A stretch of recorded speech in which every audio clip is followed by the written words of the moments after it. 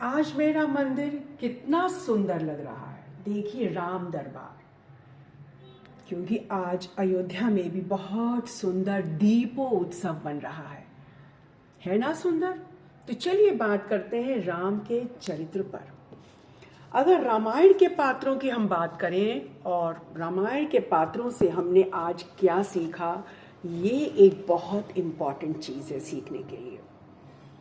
राम का जीवन हमारे लिए आज भी आदर्श है। अच्छा, क्यों आदर्श है आप सोच के बताइए। क्योंकि राम एक मर्यादित तो है ही। मर्यादा कैसे आती है? जब आपके जीवन में संयम हो, आपके जीवन में टॉलरेंस हो, तभी तो आप मर्यादा का पालन करते हैं। क्या आपको लगता है आज के लोग एक मर्यादा में, एक डिग्निटी में रहना अपनी शान के खिलाफ नहीं समझते हैं? हर समय मर्यादाओं का उल्लंघन, यानी अपनी लिमिट्स को क्रॉस करना।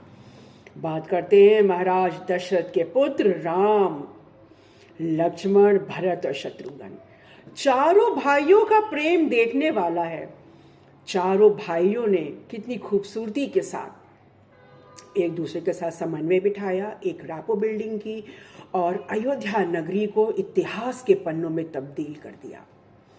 यानी अयोध्या आज जिस खूबसूरती के साथ सजाई जा रही है, जिस तरह से दीपों उत्सव हो रहा है, परिवार में हर मंदिर में दीप जल रहे हैं, धूप बत्ती जल रही है।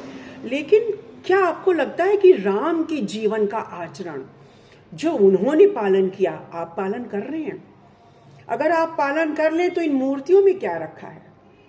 कितने भी ढोल नगाड़े बजा दीजिए, कितने भी राम नाम के जुलूस निकाल दीजिए, अगर वे जीवन में नहीं उतरता राम नाम, तो ये सब व्यर्थ है ना व्यर्थ? आप खुद सोचिए। क्या बच्चों के अंदर हमने वो संस्कार दिए हैं जो अयोध्या नगरी में उस समय ऋषि मुनियों ने, चाहे विश्वामित्र ऋषि हो, वशिष्ठ ऋषि हो, जिस तरह से संस्कृति को आगे बढ़ाने के लिए उन्होंने काम किया। कहते हैं राम दरबार अपने मंदिर में लगाओ। राम दरबार से सद्बुद्धि आती है। ज्ञान, विज्ञान और संस्कृति का केंद्र था अयोध्या, क्योंकि वहां पे शस्त्र और शास्त्र दोनों की ही शिक्षा दी गई है।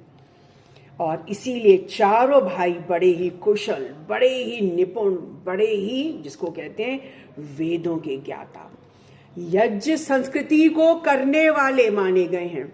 और सबसे खूबसूरत नगरी अयोध्या ही तो है। अच्छा, क्यों है अयोध्या? अयोध्या में आज राम लल्ला का, जिसको कहते हैं प्राण प्रतिष्ठा के द्वारा एक मंदिर में उसको इतनी भव्यता के साथ स्थापित किया जा रहा है। लेकिन अगर ये रेलेवेंट हो जाए, जीवन से जुड़ जाए, तो और भी अच्छा खूबसूरत होगा। जैसे व्यवहार में प्रैक्टिकली आप अगर देखिए रामायण के पात्रों को, राम जाने को तैयार होते हैं वनवास, माता सीता पहले तैयार हैं और सारे वल्कल वस्त्र पहन के चलने को तैयार। ये नहीं लगता आपको एक राजकुमारी ऐसे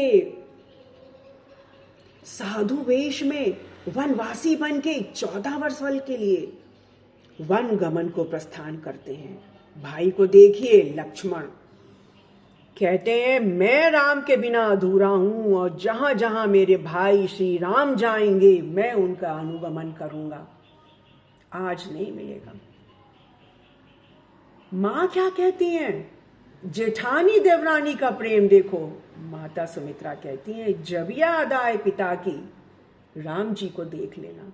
जब याद आए मेरी माता सीता को देख लेना। क्या संगठन था उस समय परिवारों में, कितनी खूबसूरती से लोग अपने रिश्तों को निभाते हैं। आज कहां देखने को मिलता है?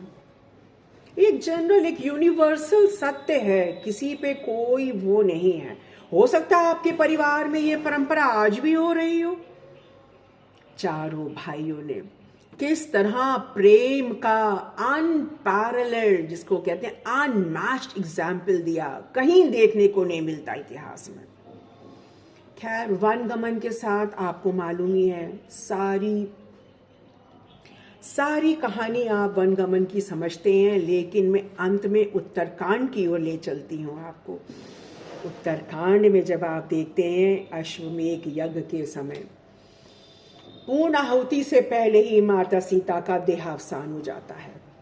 अब यज्ञ की पूर्ण आहुति के लिए यज्ञ तो पूरा करना ही था, तो इस देहावसान से राम जी का मन विघ्न हो जाता है और उसके बाद उन्होंने लव और कुश को सत्ता सौंपने का निर्णय लिया।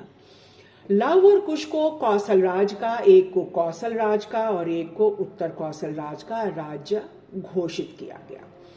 इसके पहले प्रस्ताव दिया गया भरत जी को। भरत जी ने कहा ना, राम के वन जाने पे जब मैंने सत्ता को स्वीकार नहीं किया तो अब मैं माता सीता के उत्तराधिकारी, उनके पुत्रों का अधिकार कैसे लूंगा। और इस तरह से उन बालकों को जो बहुत ही कुशाग्र बुद्धि के थे उनको राजकाज सौंपा। और फिर चारों भाइयों ने ये प्रण किया, हिमालय की ओर प्रस्थान करके हिमालय की ऊंची चोटियों पे बैठकर आत्म साधना करेंगे। और आत्म साधना के साथ ही उन्होंने ऐसी, जिसको कहते हैं ना, बिल्कुल हाईएस्ट फॉर्म ऑफ मेडिटेशन के बाद चारों भाइयों ने अपने प्राणों का एक साथ क्या किया, इस नश्वर शरीर को छोड़ दिया। यही तो है रामायण। राम जी ने वनवासियों को गले लगाया, निषाद को गले लगाया, माता अहिल्या का उद्धार किया और 14 वर्षों में कहां कहां गमन नहीं किया। चित्रकूट से लेके पंचवटी से लेके इतने वनों का गमन करते हुए, कंद मूल खा के अपने जीवन को संयमित करते हुए किस तरह से उन्होंने अपनी इस पूरी वन यात्रा को पूरा किया। तो आज राम लल्ला के, छोटे से राम लल्ला को हम कहते हैं ना, माता कौशल्या बन के उनको झूला झुलाएं, पूजा भक्ति करें, उपासना करें, सिर्फ कर्म कांड ना करें, उसको उतार लें। किसी के साथ गाली गलौच ना करें, किसी दूसरे धर्म संप्रदाय के धार्मिक उन्माद में आके ये मत कहें, कोई भी गाली गलौज ना करें, तो राम का नाम सार्थक हो जाएगा। एक प्रैक्टिकल एक्सपीरियंस बता रही हूं कि सबके लिए नहीं है कि कोई दूसरे धर्म के माइनॉरिटीज पे या मार्जिनलाइज्ड कम्युनिटी पे कुछ कमेंट कर देते हैं, वो अच्छी बात नहीं है। तो आप सतर्क रहें, इन बातों से दूर रहें और मंदिर को भव्यता से सजाएं। ये भी एक भक्ति है। और उपासना तो राम नाम की है। राम नाम राम नाम, राम राम राम राम, कृष्णा का नाम हो, राम का नाम हो, यही तो अवतार के रूप में आए हैं। किसी भी रूप में आप इनको देख लीजिए।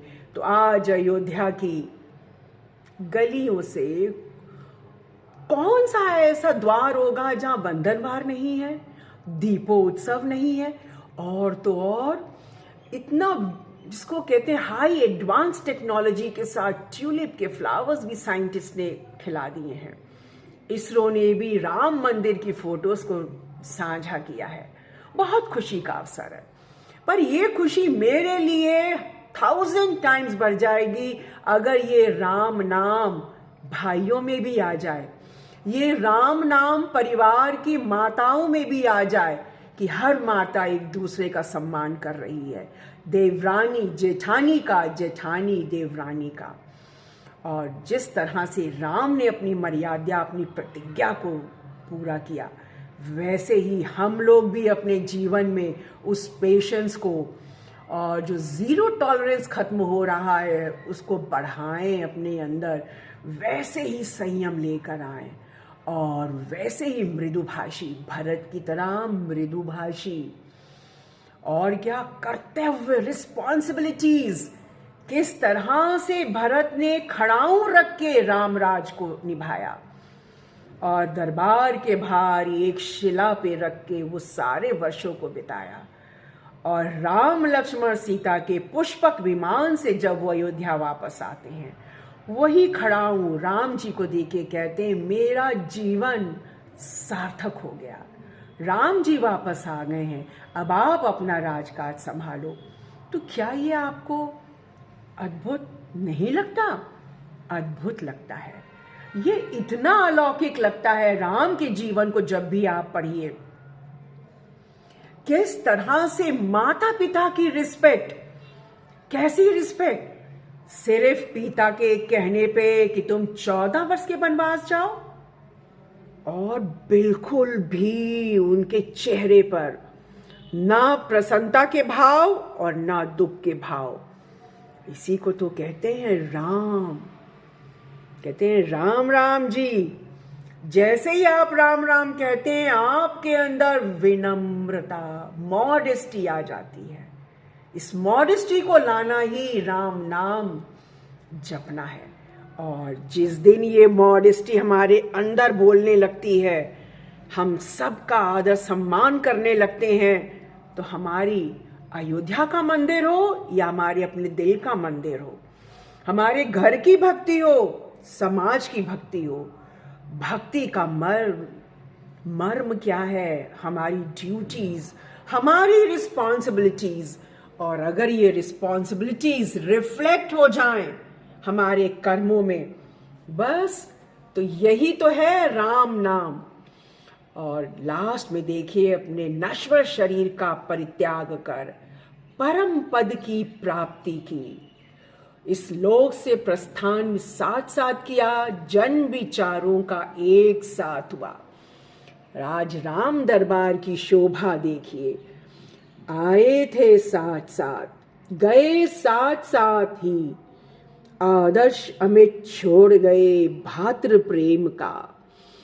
तो इसको कहते हैं अपना स्वभाव, अपने संस्कार के कारण ही उन्हें कहते हैं मर्यादा पुरुषोत्तम राम। तो इस खूबसूरत सी रामायण को जीवन में उतारने के लिए, और बच्चों को भी समझना चाहिए किस तरह से हनुमान राम भक्त ने राम की सेवा का आदर्श स्थापित कर उनकी सेना का सेनापति बनके राम के जीवन को अपने में उतार लिया और राम का ही चित्र अपने आत्मा में, मन में धारण किया। आप सभी को आज के दिन की शुभकामनाएं, और ऐसे ही एक इंफॉर्मेटिव वीडियोस के लिए आप प्रोत्साहित करते रहिए।